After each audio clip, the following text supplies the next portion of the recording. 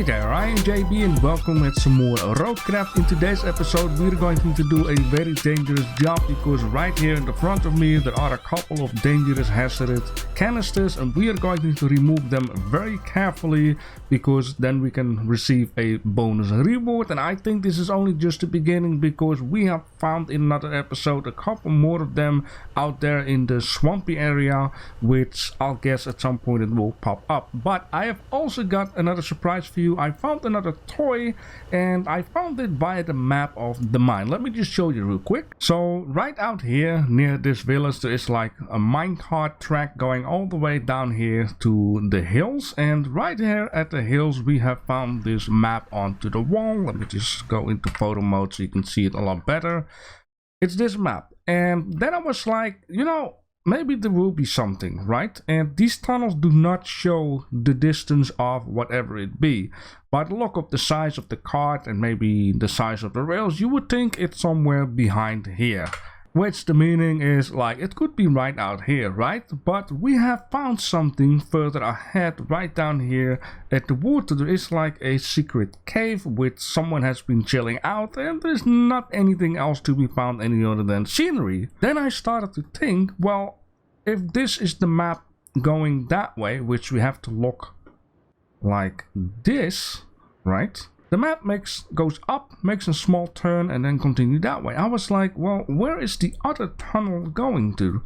And I start following and following and following, and then I was like, hey, there is another spot like this. And indeed, if I put it onto the resources and rotate a little bit, you can clearly see there is a little toy car right out here. And after putting the map back, you can see it's near the coastal base. So yeah, right down here in the cave is another toy vehicle. So I'm going to mark that on the map, of course, with a red star. I'm not sure how many toy vehicles there are to be found and or how many of these like weird things we can find. We found basically 2 of them and or a submarine, which, you know what, I'm also going to select this guy because this guy is worth some money, which is a flamingo statue. And the other one is near the water treatment plant.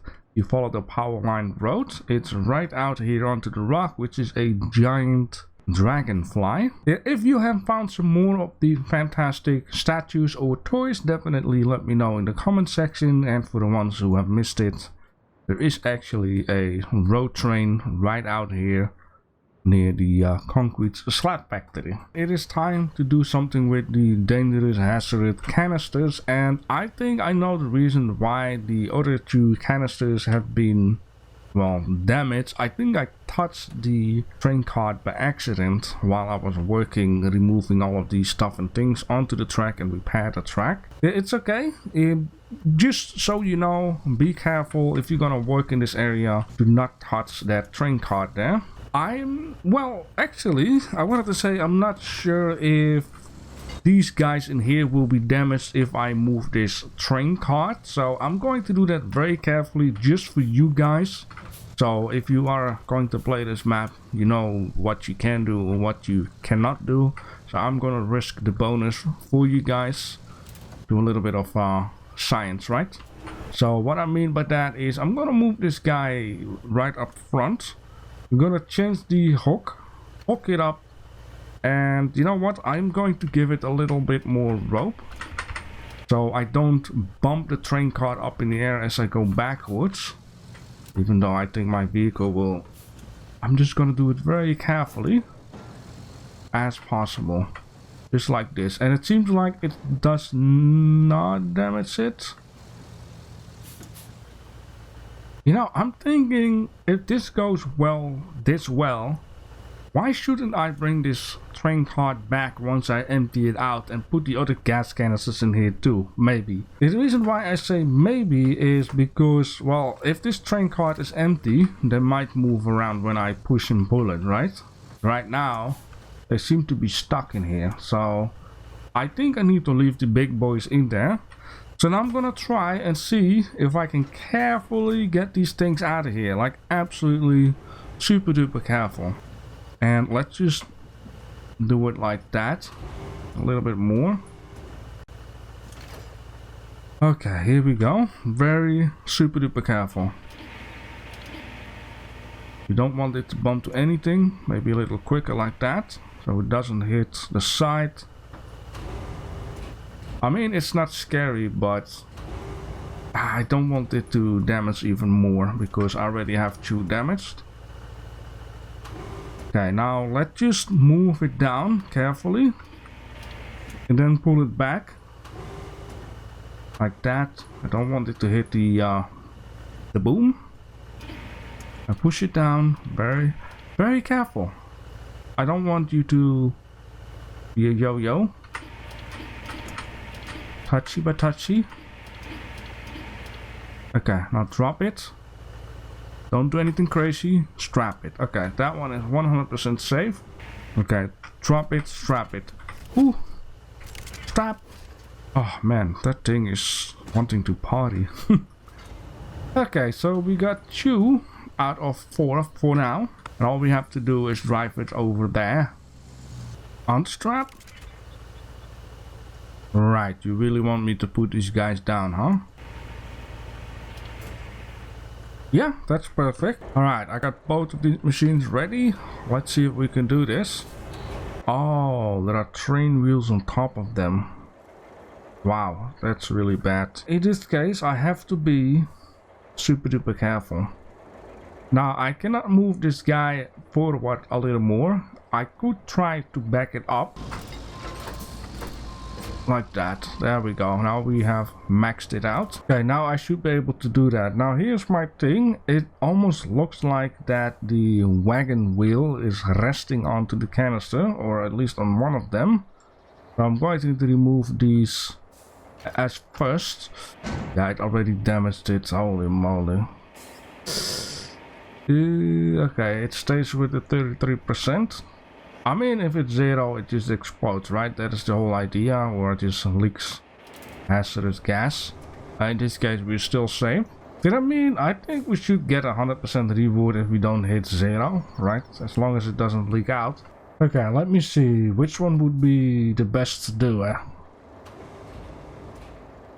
It might still be this one. I don't want to swing it out, I want to move it up and kind of towards the middle of the whole situation. Alright, here we go. Careful.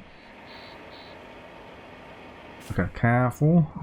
Now careful forward. And once you're out of it, it's okay.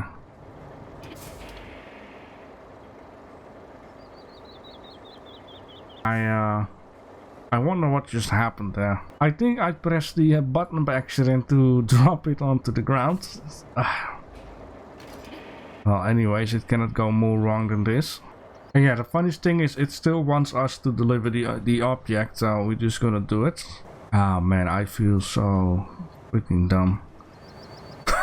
Alright, we got one more chance to do this correct.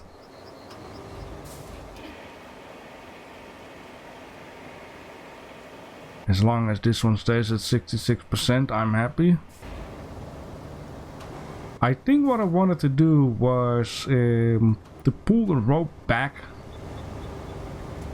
Because in order to pull the rope back, I have to press the mouse button.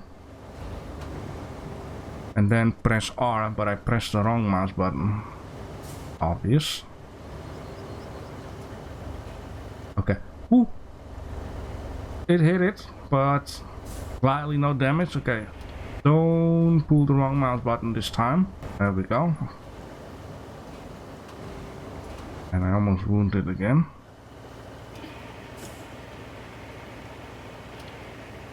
Ooh, ooh, okay. Switch. Strap. Ah. Alright, so now the test will come. Will bumpiness really damage the stuff? So I'm just gonna drive. Once again, everything for science. But I don't think it should be doing something as long as it just doesn't hit anything while being bumpy. Because it should function the same as when it's hanging onto the crane rope while it's moving around and stuff. However, hitting something with the vehicle might cause it to damage, so let's be careful with that.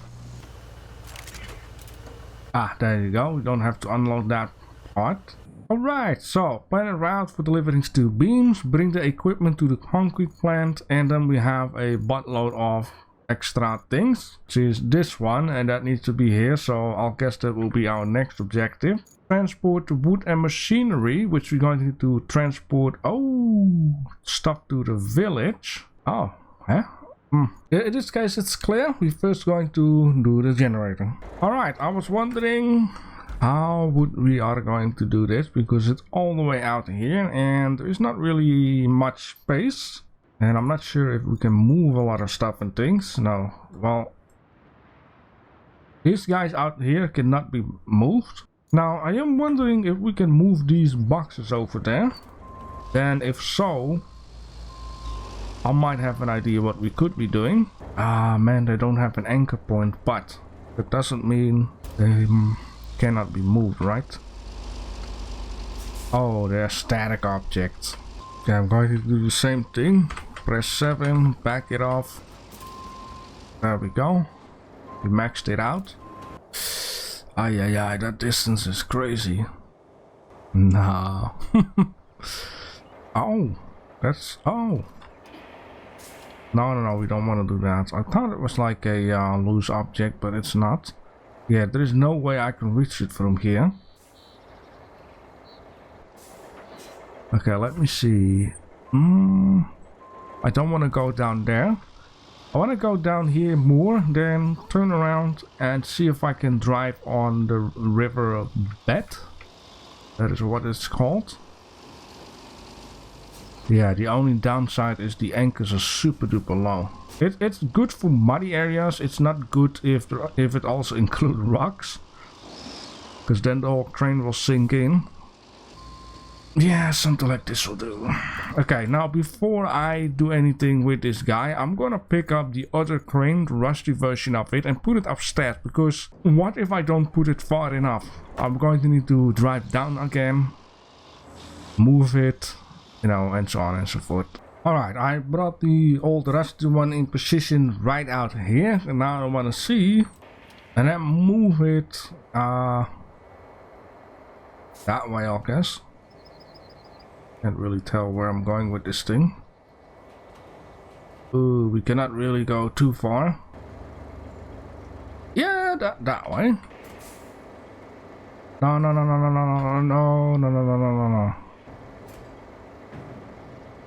Okay, you know what? Let's just leave it there for a second. Nah. Jeez, it's so far away. Yeah, maybe I can just drive it a little bit more uphill. Anchor out. Let this baby climb. Stay there. Be kind. Come on. Okay, we did it. It's tight though. Ah, there we go. I mean, it all looks so easy, right? Oh, the generator is like a couple feet and yards away. There we go. Now, for our next objective, we're going to go to the construction depot. And at the construction depot, it is one heck of a mess. And not only one heck of a mess, we're also going to do a little bit of paving. Now, it will be just a little bit. And I want to start out here and just be sure that this is connected up. This down here is connected up, and that we are connecting this part up here. Do a little bit of roading until here, so we can connect a bridge nicely to the road. Alright, I got everything ready, and I decided that I would like to show you guys how I make the connections right up here until the build. Just for the people who would like to know how am I doing it. Now, if you play this the first time this game, you might just end up pouring sand right onto the road, like from this angle. Slash is right around here somewhere. Now, the one thing I do notice when you do it like this is a lot of the sand will end up onto the road, which you don't want to have too much, and of course behind on the left side, on the back, you won't get anything. So I'm going to do this differently, which I've been doing a couple of times. Gladly I got a little bit of space to do so, but if you don't have any space to do so from this side, you can also just do it from the road side. Just like this, right out here. I'm gonna pour just a little bit. Something like this would be enough. And if you want to start flattening it out, always start from the road towards where you need to be rather than from where you need to be to the road, because in that way you will end up pouring more sand onto the road with the dozer than, you know, if you start off from the road, because then you will push it away and you get lesser like bumpy situation to say. Then I'm gonna pour some more right out here, something like that. That's more than enough. And then I'm going to do one more pour. This time I'm going to first drop some in the back and angle it out a little bit like that. And one more like that. Because in this case we, you know, lose a lot of sand because of the water down there. Yeah, it stops right now, and you want to look at the side of the road that comes down where the asphalt is nog still like a little bit rough, the black line. Right over there. Okay, very good. And a tiny pour right out here. Far away as possible still. Not too much, just a little bit like that. Alright, so then we have made, I think, a very good start. And from now on I could just start pouring from this angle here. I'm just going to pour a whole bunch just to be sure that left and right is enough. And then from that point of on I'm just gonna make it very thin to say. The reason why I pour a lot is just to make a bit of a ramp from the road down here rather than getting like an instant bump up to say. Hopefully what I'm trying to mumble here all makes a bit sense to you guys. And only here you just need a little bit. You don't need a lot because it's not like mud sinking. It's just from here on make it look a bit nice. Now you can see here on the left the tire marks. It's sinking in a little bit. And the reason why I'm still doing it like this rather than just a tiny on and off ramp is because there are some yellow doors out there. So I'm gonna keep in mind for the future that there will be some convoying happening. And then once we're gonna go up the hill, I just pour a little bit more once again for ramping reasons. Because the dozer really likes to dig in to say. And you don't want the underlayer of the ground pop up onto your asphalt road. That was a little too much. Especially when you're having grooves or yeah, of the tires into the lower ground or the underground, better to call it. Some spots are worse than others. This one it's still okay. Enough. Yeah, I'm going to deal with this. Yeah, as you can see, we're still pouring sand onto the asphalt, but it's minimal, and that's okay. I had situations in the past where it was like a lot, and yeah, it's a lot of work to pull that straight again. Alright, so with one time being done, I'm actually going to do it again, but I'm not yet going to straighten it out from this side. I'll first go back and just check out what the situation is with the sand on the roads. Okay, this is something that I have been doing in the past. Is from this point of on, I want to be sure that the tracks on the left side of this vehicle is almost hitting the outer side of the asphalt. And just first go like this, back it off and do it again. And the reason why you want to go left as much as possible, because you don't want to start digging away the sand at the right side of the road, which sometimes happens if you go too far to the right while you're trying to flatten this out here. You just do this a few times. For now it's still okay. Now I'm gonna go straight as possible. Just like this. And the first thing that I'm gonna pave is this road itself.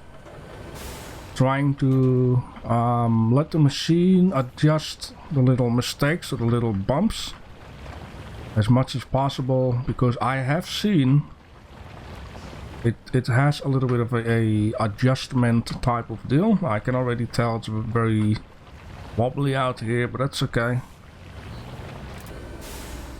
And now we're going to slash is go straight as possible. And I'm going to turn on the low gear and take it easy, because sometimes this thing likes to shoot forward. And yeah, this angle doesn't look too bad at all. I'm going to need to make one here, however. I'm first going to roll this stuff. Alright, and there you have it. Minimal ugliness onto the split up down here. I'm just going to do that one over there, and or what I will do straight after that is I'm going to go from this part here until the train track. I like to keep the train tracks open.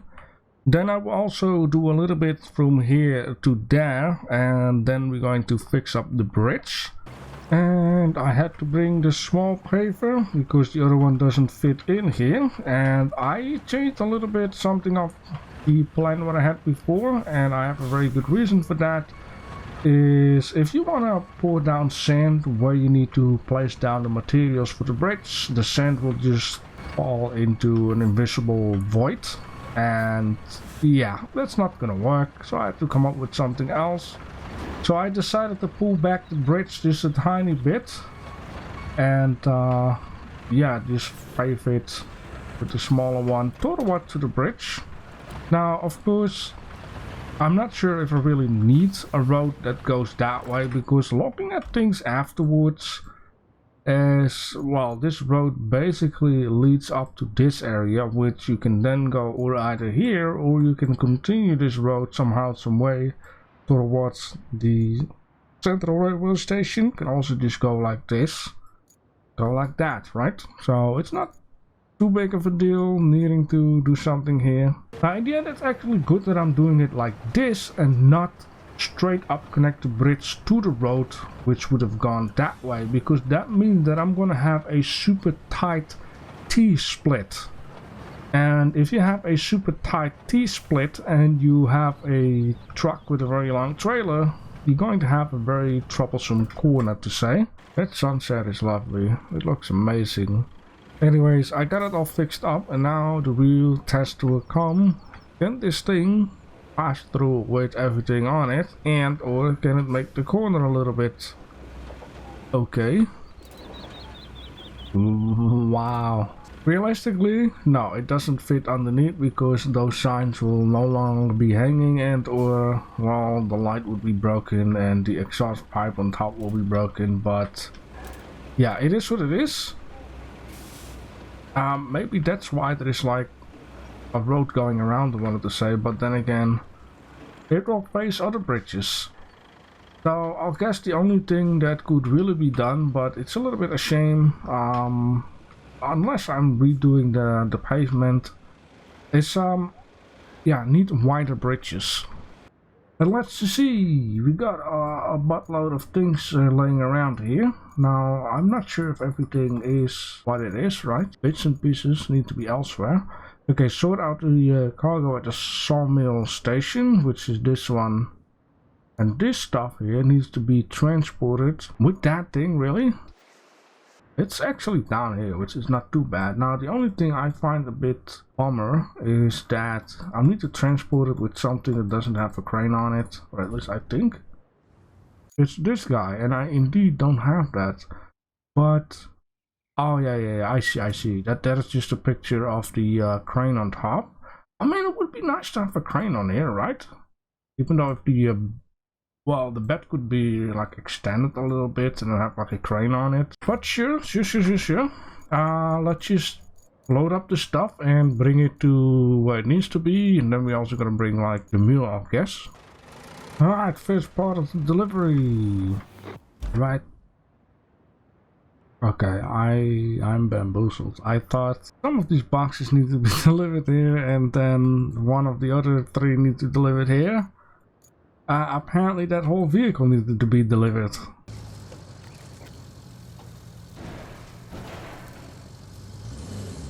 No, you have to be kidding me.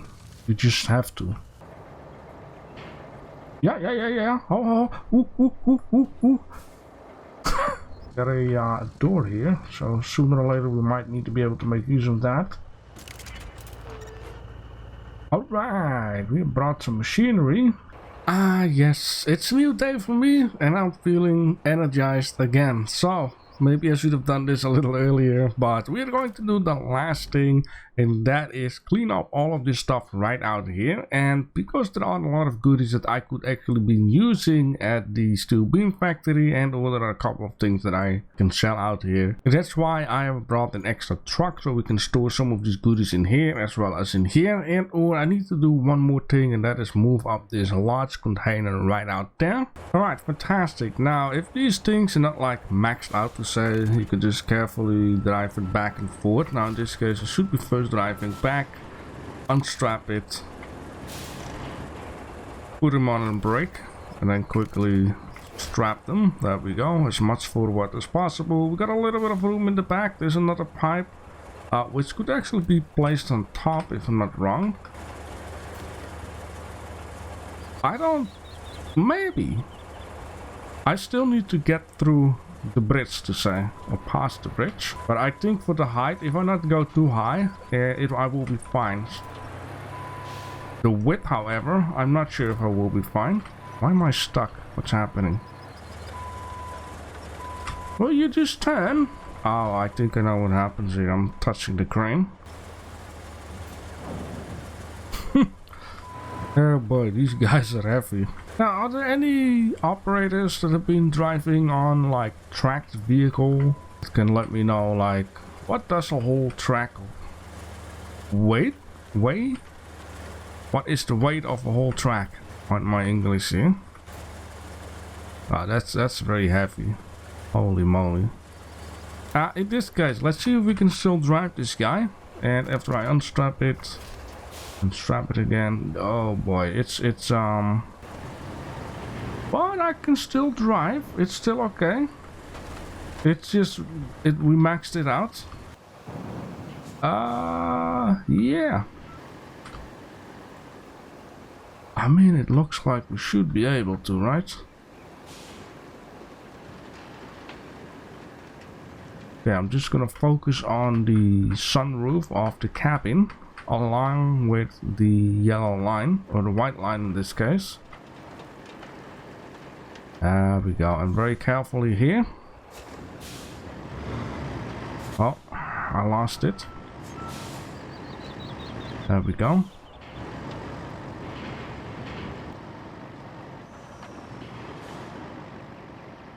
Here we go. Fantastic.